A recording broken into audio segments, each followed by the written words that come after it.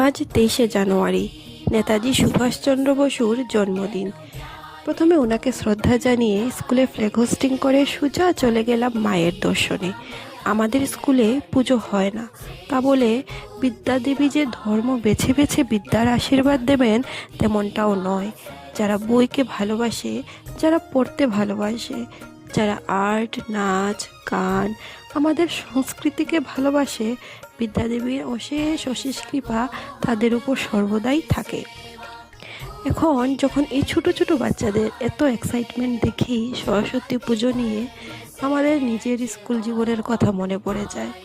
মা যেন এই ছোট ছোট বাচ্চাদের অনেক অনেক আশীর্বাদ দেন, যেন তারা বড় হয়ে মানুষের মতো মানুষ হওয়ার সাথে সাথে যে কোনো একটি বিদ্যার অশেষ জ্ঞান অর্জন করতে পারে।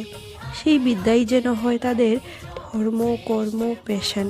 তবেই তাদের লক্ষ্য স্পষ্ট হবে, মন সুদৃঢ় হবে এবং কাজকে ভালোবেসে করবে।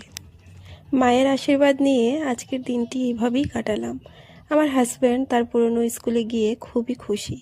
এইভাবে যেন সবাই যে যার স্মৃতিগুলি নিয়ে খুব খুশি থাকে এবং মাকে স্মরণ করতে থাকে।